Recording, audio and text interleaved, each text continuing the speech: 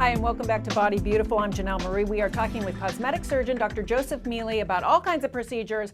We talked tummy tuck last time, so we're going to talk mini tummy tuck. How cute is that? So let's talk about the mini tummy tuck, Dr. Mealy. Sure. How is that different from the tummy tuck we just talked about? So mini tummy tucks are good for the lower part of the tummy. So if someone puts their hand over the lower part of their belly and they like how it looks above the belly button, then they should be happy with the mini tummy tuck. Now we're talking about this pandemic, correct? And a lot of people gain so much weight, right?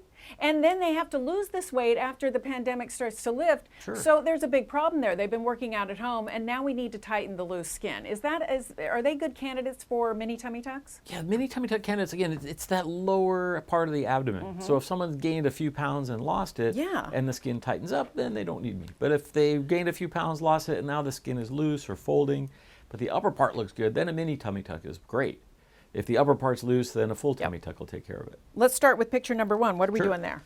So when we get older, our belly button tends to become more horizontal. Yes, it does. So if you look at her belly before, she's got a little bit of fullness. The upper part looks fine, but the belly button looks a little flat. Yeah. So when we do a mini tummy tuck, we don't actually move the belly button or make an incision there. We just make the incision down below. But by lowering that, by pulling that skin down, it kind of gives us a little bit more of a vertically oriented belly button with that hooding, so a little more youthful.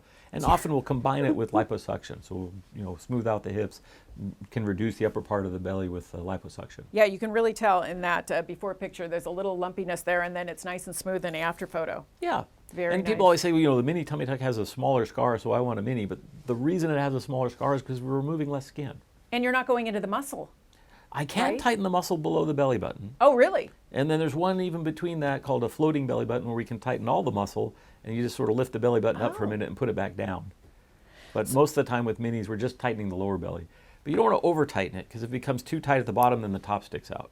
Well, picture number two, what's going on there? And then the recovery time, I guess, is the same. Sure. So the recovery for minis is better. It's less, because there's that tightening of the lower doesn't tend to bother people as much as tightening the upper part of the abdomen.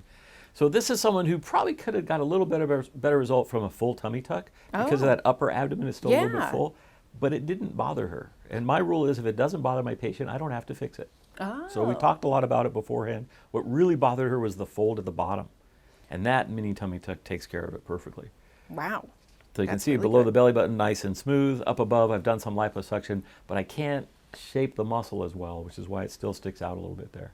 Let's go to the third picture, and I've got an email from Jackie from Emeryville. She just wants to know how long a mini tummy tuck lasts. Like, how long? Do we have to do it every year because it's only a mini? And, it's like most of the things in plastic surgery. If you maintain your result by keeping your weight stable, you'll maintain the result forever.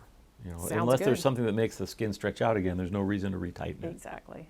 All right, third picture. So this is a gentleman who came in, and he had a little bit of gynecomastia as well as that fullness at the lower part of the belly. So we're able to treat both at the same time. It's like a daddy makeover. Yeah. And that lower belly, the problem was a lot of muscle laxity.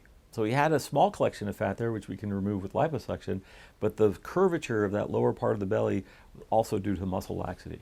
And you don't really think about men coming in for tummy tucks, right? But they come in a lot for tummy tucks. They do less so than women, just because they don't have the baby stuff. Right. But with weight loss is where I see it a lot. Exactly. And I've had patients who lost a tremendous amount of weight, and we're still able to do a mini tummy tuck for them because the skin is low, but the scar may be all the way to the hip in order to get all that skin out. And the final picture? So again, another female tummy tuck. This is someone who just had that lower pooch. The lower part of her belly stuck out, but she's in great shape. Yes. And her abdomen is very strong. So we're able to remove that little pooch, get that loose skin out of there so everything's soft, smooth, rearrange the verticalness of the belly button a little bit, and at the same time we can do lipo on the side.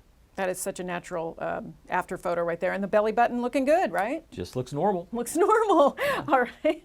All right. Thank you, Dr. Mealy. For more information, you can call the doctor's office at 925-943-6353. See all these before and after photos on the website, drmealy.com or sanfranciscobreast.com. We'll be right back.